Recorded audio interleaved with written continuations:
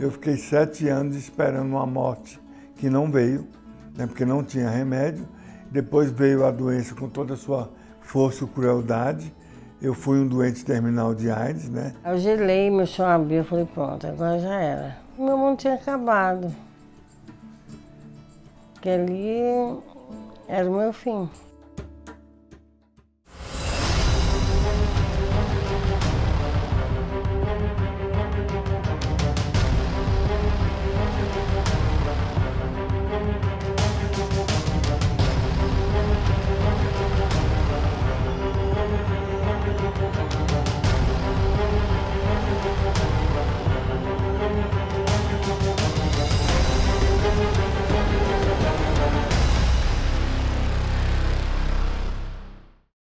AIDS é uma doença que leva a pessoa a perder as defesas do organismo contra as infecções e contra câncer.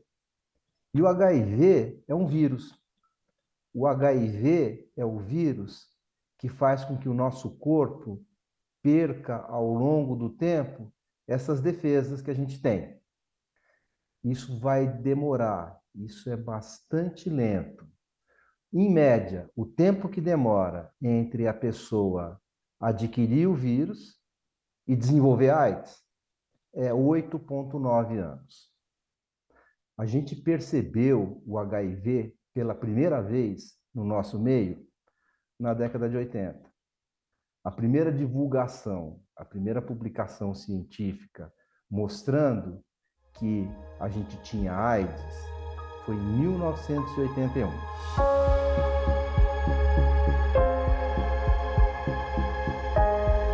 O isolamento do HIV mudou a história da epidemia da AIDS, né?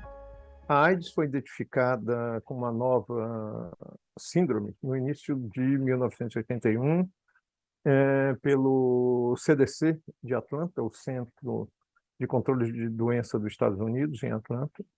E, no início, o que permitiu que essa síndrome, naquela época, né, ou que essa doença atualmente fosse rapidamente reconhecida, foi a grande eficiência desse Centro de Controle de Doenças. AIDS é um filme que a gente viu de trás para frente. A primeira coisa que a gente viu foram as pessoas doentes, elas adoecendo, morrendo, com uma profunda diminuição das defesas do organismo. Depois que a gente descobriu o vírus, meados da década de 80, a gente conseguiu fazer um teste para saber quem tinha o vírus. Eles observaram pessoas jovens, adultos, que não tinham nada anteriormente e que, de repente, apresentavam uma imunodeficiência, que era uma imunodeficiência adquirida, pois eles não tinham uma imunodeficiência anterior, né? E que apresentavam doenças oportunistas, né, com uma deficiência enorme do sistema imune, e eles, pesquisando mais em bases epidemiológicas, eles verificaram que tinha alguns elos de ligação entre esses indivíduos, né?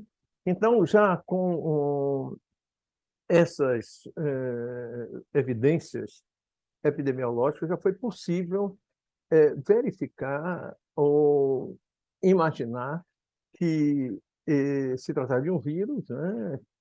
Essa doença era causada por um vírus, que ela se transmitia sexualmente, principalmente em homens que faziam sexo com homens, e também em pessoas que precisavam tomar sangue. Por 1982, foram os primeiros casos, nós, cientes da missão maior da Fiocruz, que era fazer qualquer coisa em saúde para responder questões de saúde pública, questões de saúde, nós, então, começamos a trabalhar com AIDS. Temos toda uma estrutura de um departamento, um centro, um laboratório de imunologia. Foi possível cultivar esses vírus e adaptar uma técnica que já era muito usada nos bancos de sangue do Brasil, que é a imunofluorescência, né? E adaptamos essa técnica através dessa metodologia adaptada de imunofluorescência. Foi possível fazer essas primeiras triagens e chamar a atenção que a situação era grave porque não havia triagem nenhuma para as doenças transmissíveis por sangue no Brasil.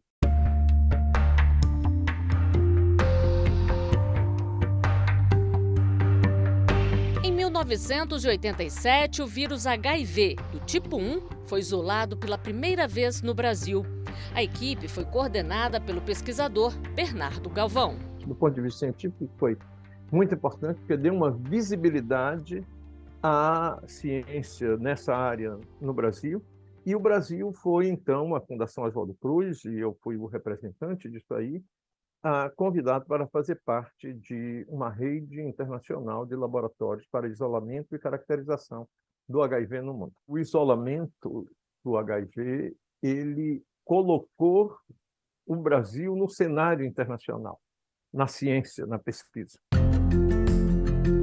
A partir do isolamento do vírus, as pesquisas mudaram a realidade dos pacientes. Com o isolamento, permitiu que você identificasse o agente etiológico da AIDS, né, que é o HIV. O isolamento permitiu que você desenvolvesse testes para identificação desse vírus, que antigamente não era possível. Você identificava a AIDS, que é uma síndrome, mas você não identificava a infecção causada pelo HIV. Então, você tinha indivíduos. A maioria dos indivíduos infectados, eles não desenvolviam logo doença, eles demoravam muito tempo. Então, foi possível, com o desenvolvimento desses testes, principalmente os sorológicos, identificar esses grupos que eram assintomáticos, impedir a disseminação pelo sangue, que seria uma disseminação exponencial, né? Porque uma bolsa de sangue infecta N indivíduos. Historicamente, o primeiro medicamento que a gente usou para o HIV foi um medicamento que já existia, que a gente já reciclou, e era um medicamento que era usado para tratar câncer, que era o AZT. E o primeiro estudo que usou AZT nas pessoas, ele foi interrompido na metade. Eles viram que tomar o AZT era muito melhor do que tomar o placebo, que é um medicamento que não tem efeito nenhum. E nessa época, a gente percebeu que tinha que dar o AZT para todo mundo, porque a gente aumentava a expectativa de vida das pessoas em 6 meses. Uma pessoa vivendo com HIV tem o direito de ter o melhor tratamento no tempo mais oportuno. E a patente ou a comercialização, qualquer outra questão não pode ser limitante nesse acesso. E isso o Brasil foi muito feliz, né? Porque, de fato, quando ele optou por produzir nacionalmente alguns medicamentos, quando ele optou por negociar fortemente com as indústrias farmacêuticas para que o preço fosse adequado às condições que o país poderia pagar, ou mesmo quando ele quebrou a patente, quando isso não foi possível, né, produzir ou negociar, criou uma situação no Brasil que garantiu que o Sistema Único de Saúde conseguisse comprar e fornecer a todas as pessoas o tratamento que era adequado. Isso possibilitou que as taxas de mortalidade por HIV reduzissem significativamente.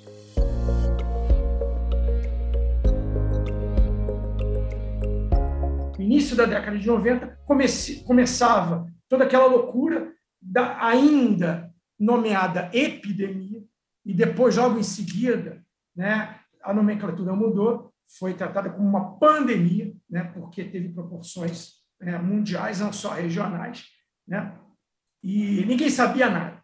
E a gente via muita gente morrendo, muita discriminação, muito preconceito. E aí eu botei na minha cabeça, quem mais do que essas pessoas que vivem com HIV precisam de um afeto, de um carinho, de uma assessoria jurídica? Por que eu não posso procurar isso? E eu vi uma matéria de jornal falando sobre um grupo que atendia compartilhando, disponibilizando, né, informações para pessoas que se prostituíam na Cinelândia, no Rio de Janeiro. Eles descobriram que eu era recém-formado em direito e perguntaram: Marcelo, você não quer prestar também assessoramento jurídico para essas pessoas em todas as áreas? Eu falei: quero. E aí eu comecei, né?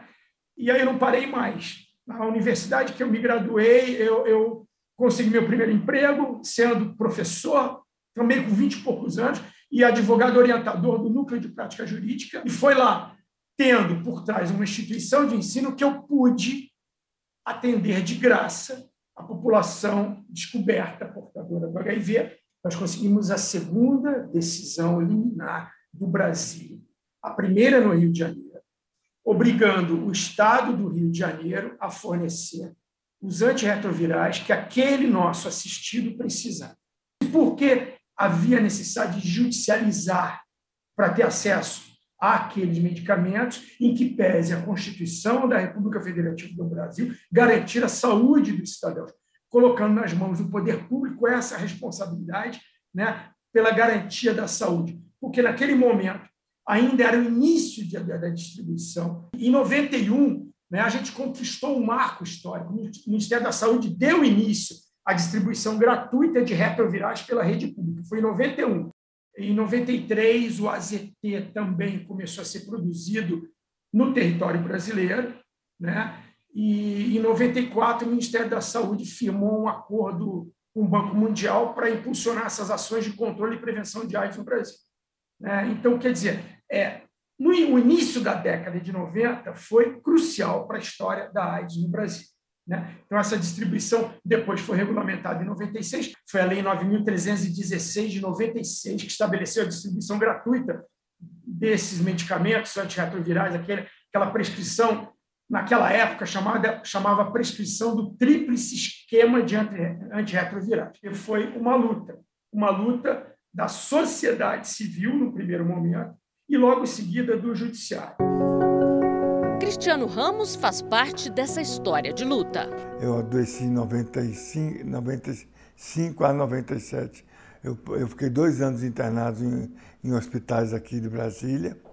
E em uma dessas internações, eu tive que tomar uma medicação que só tinha no hospital público. E foi lá que a dura realidade da AIDS se abateu sobre mim e o sangue de ativista ferveu nas minhas veias. Eu assisti a morte de muitos amigos, né?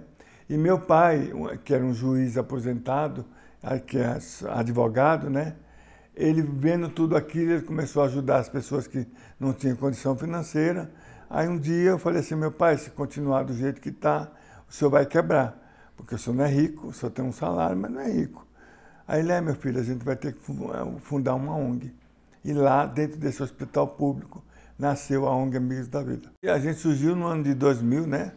A gente, com certeza, nesses 23 anos, a gente já atendeu aí mais de 15, 16 mil pessoas, né? Muita gente, porque nós temos outros projetos que não necessariamente envolvem a AIDS. É fundamental, porque, na verdade, a pessoa vivendo com HIV/AIDS tem uma gama de direitos que, na maioria das vezes, eles nem sabem, como aposentadoria por invalidez, direito a sacar FGTS a qualquer tempo. Se você tem um imóvel financiado pelo Banco do Brasil ou pela Caixa, você quita com a doença. Todas essas conquistas foram objeto de luta de ONGs como Amigos da Vida e outras ONGs parceiras, os fóruns estaduais de AIDS, né?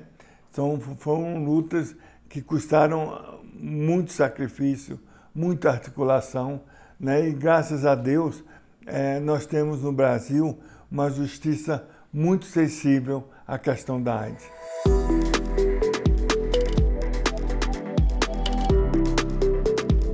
Há 40 anos, né, nós dizíamos que o HIV, que a AIDS se expressava na própria fisionomia das pessoas, né, como as pessoas adoeciam de uma forma muito mais grave do que elas adoecem hoje, e isso era visível na própria fisionomia. Então, isso fazia com que, de fato, o preconceito se expressasse de uma forma muito mais intensa, né? Hoje, ela ocorre de uma forma mais subliminar, né? Mas, ainda assim, as pessoas vivendo com HIV, elas continuam perdendo o seu emprego. as pessoas que vivem com HIV continuam tendo dificuldade para se manter na escola. Você veja, tem um dado recente que chamou muito a atenção, é que 40% das pessoas vivendo com HIV relataram algum tipo de discriminação, de violência no âmbito familiar ou no seu ciclo social próximo. E isso levou a rompimentos com esses ciclos. Tá? É muito difícil você conseguir manter uma assiduidade, um tratamento adequado numa situação de tanta violência. Né? A Lei 14.289 é do início de 2022, que deixa claro a questão do sigilo no trabalho e sigilo médico. Né? A pessoa vivendo com HIV e AIDS tem o direito de manter em sigilo essa sua condição sorológica. Por exemplo, teste de admissão, testes periódicos ou testes de demissão, né, eles são sigilosos dentro da relação de trabalho. E outras questões importantes, outras conquistas. Vamos lá. Né? A Lei Antidiscriminação de 2014, né, foi publicada em 2014, que protege esse grupo de pessoas, né, e os seus direitos humanos, que define o crime de discriminação aos portadores do vírus da imunodeficiência humana, o HIV. Por exemplo, a negativa de um emprego por conta da sorologia positiva para o HIV daquele candidato àquele emprego, àquela função, àquele posto. Então, não pode haver essa negativa. Esse preconceito, por mais que o Brasil tenha desenvolvido ao longo do tempo uma série de legislações, nós tenhamos desenvolvido uma série de iniciativas para combater o preconceito, no dia a dia ele ainda aparece muito fortemente. E isso tem tido um prejuízo muito grande, tanto que nós costumamos dizer que mais forte do que a epidemia de HIV é a epidemia do preconceito e do estigma. E que sem combater esse preconceito e sem esse estigma, nós não vamos controlar o HIV. Nesses 40 anos de epidemia de HIV/AIDS, a gente teve muitos avanços e não dá para se deixar de mencionar o quanto a gente avançou também em estratégias de prevenção. E é sobre essas estratégias de prevenção que precisam aumentar o nosso enfoque de trabalho. Precisamos fazer com que as estratégias de prevenção sejam possíveis para todas as pessoas. Que todas as pessoas, quando perguntadas a respeito disso, saibam na ponta de suas línguas: olha, tive uma relação sexual desprotegida ontem. Então, de hoje até amanhã, eu posso ir num serviço de saúde e buscar a PEP, que é a profilaxia pós-exposição. Eu vou tomar 28 dias dessa medicação e não vou soroconverter. Isso no caso de ter uma relação com quem você não sabe o diagnóstico ou com quem você sabe que tem HIV e não está se tratando. Né? Mesma coisa, as pessoas que têm uma prática sexual muito ativa e que sabem que estão se expondo a risco com maior frequência, podem usar a PrEP, que é a profilaxia pré-exposição. Particularmente para mim é motivo de orgulho é a forma com que o Brasil, desde o começo, montou o enfrentamento para o HIV. A sociedade civil se movimentou de uma forma muito efetiva, a sociedade médica, o governo, e a gente conseguiu inovar em todos os aspectos com relação ao combate do HIV. O Brasil, por exemplo, foi o primeiro país que teve todos os medicamentos que estavam registrados no mundo no sistema público de saúde, de graça, dando acesso às pessoas. Ricardo Dias liderou o estudo de um tratamento experimental que controlou o HIV por 6 meses após a suspensão dos remédios. A gente usou, por exemplo, não só medicamentos que acordam vírus, mas medicamentos que especificamente eliminam essas células, matam essas células. E a gente usou também terapia celular, que é como se fosse uma vacina. A gente treinou o nosso corpo a procurar o vírus com a nossa terapia celular e eliminar essas células infectadas. E dessa forma, num estudo que a gente desenhou e que a gente vai prosseguir com ele, a gente conseguiu que 3 pessoas em 30 ficassem controlando a infecção pelo HIV, uma delas sem nenhuma evidência de que o vírus estaria mais ali. Então, a gente avança, o mundo inteiro pesquisa estratégias para a gente, de uma certa forma, curar as pessoas que têm HIV. Por exemplo, a gente sabe, e isso daí é uma novidade recente, mas muito promissora, e se a gente usa o coquetel numa pessoa e a quantidade de vírus fica tão baixinha que a gente nem consegue contar mais, você não tem mais transmissão. Se a gente trata uma mulher grávida que vive com HIV com o coquetel, a quantidade de vírus no corpo dela que se multiplica fica tão pequenininho, a carga viral fica tão baixinha, indetectável, que ela não transmite para o filho. Isabelita descobriu que contraiu o vírus com 21 anos ao fazer o pré-natal. O nascimento da filha foi cercado de cuidados e de ansiedade. Eu vinha tomando AZT durante a gravidez, aí tomei na hora do parto e quando ela nasceu ela tomou xarope. Ela tomou o AZT xarope por 45 dias. Só que lá naquela época, 97, só se fazia o teste uma única vez. Eu tive que esperar todo um ano e 6 meses, aquela angústia, mas graças a Deus, quando deu 1 ano e 6 meses, veio o teste dela negativo. Com a evolução da ciência, a segunda gravidez, 20 anos depois, foi bem diferente. Eu já vinha fazendo acompanhamento do HIV há mais de 15 anos. Já vinha tomando regularmente um esquema de retrovirais. Eu só tive que me adaptar junto com a infectologista a mudar a forma, para ser uma forma mais adequada, para não prejudicar o feto. Ele fez o teste na hora que nasceu, do cordão umbilical, deu negativo.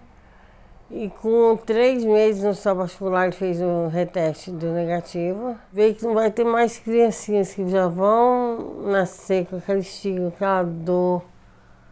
Isso já é muito importante.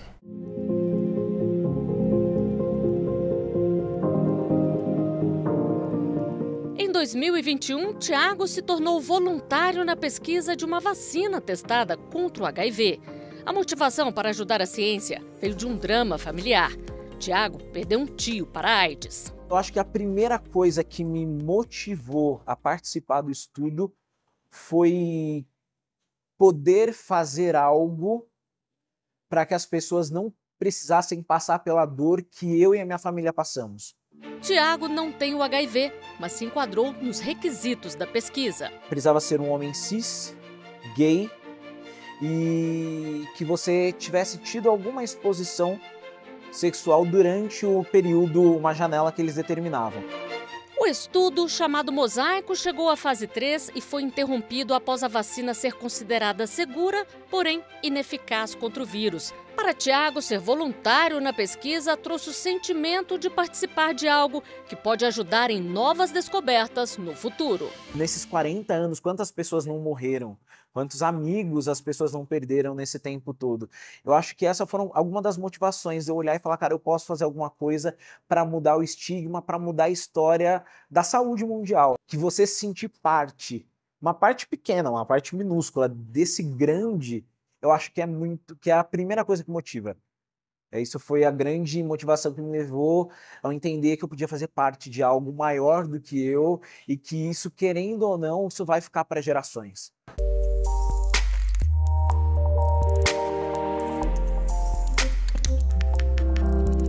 Quase 1 milhão de pessoas vivem com HIV hoje no Brasil. Dessas, cerca de 27% delas ainda não têm acesso ao tratamento. Então é importante que a gente tenha estratégia de alcance dessas pessoas.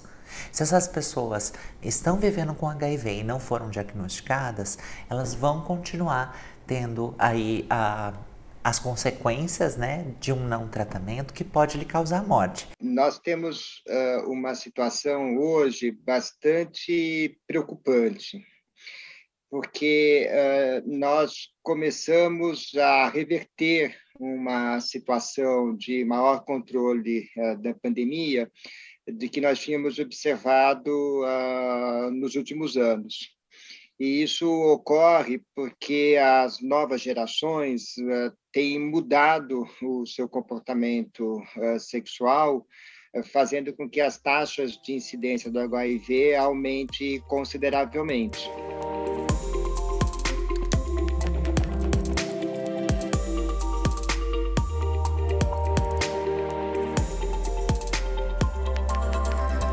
Quando a gente olha para a mortalidade por AIDS, a gente percebe uma disparidade. Ao mesmo tempo que a população branca tem uma redução de 9,4% das novas, da mortalidade, das novas infecções, a gente tem um aumento de 12,9% na população negra. Quando olhamos para a população de mulheres negras, isso ainda fica pior.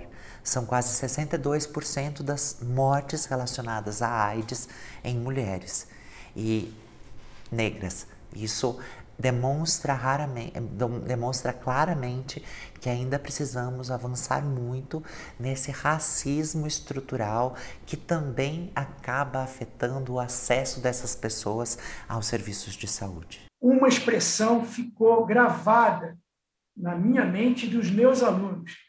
A expressão era morte civil.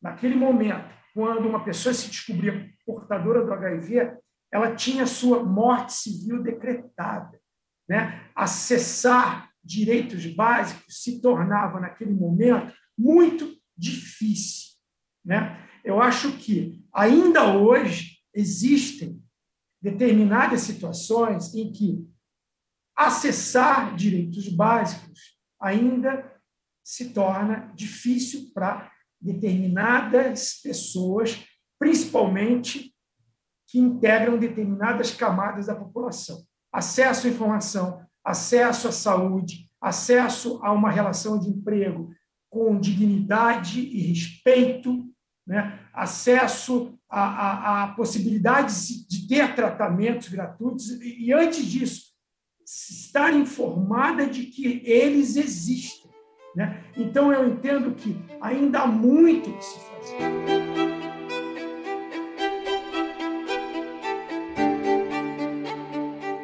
A gente precisa pensar no HIV/AIDS como uma pandemia não superada. A gente sabe que algumas pessoas ainda vão se infectar e a gente só não pode deixar elas morrerem. Porque o tratamento está aí, está disponível. A gente tem um sistema único de saúde, que é uma referência mundial. Todos os outros países precisam copiar pelo menos o modelo básico do SUS. O SUS é um exemplo. Mas o SUS está realmente conseguindo ser aberto, ser o que ele se propõe a ser, né? Universal? Ele consegue ser universal?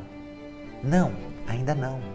Por quê? Porque ainda precisamos caminhar muito nesse aspecto, para que todos os profissionais de saúde tenham noção do que a desigualdade causou e possam oferecer um trabalho mais pautado no princípio da equidade, oferecendo mais a quem mais precisa. Ter políticas de saúde muito intensas, muito fortes.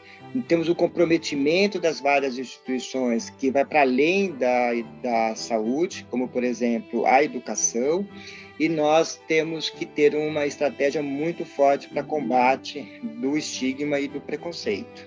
Se nós conseguirmos estruturar esses 3 pontos, de fato, nós não precisaremos, nos próximos 40 anos, conviver com a epidemia como nós convivemos nos 40 anos passados, né? Jamais a gente pode voltar àquela situação em que uma morte civil era decretada. A decretação da morte civil, no início da história da AIDS no Brasil, ela tem que ser sempre lembrada, porque a defesa dos direitos básicos, principalmente da dignidade da pessoa humana e da saúde, tem que ser completamente preservada. Eu costumo dizer o seguinte, que o meu maior sonho é contaminar as pessoas com o vírus da solidariedade humana. Isso é o mais importante para mim, para que a gente possa viver em pé de igualdade com todo mundo.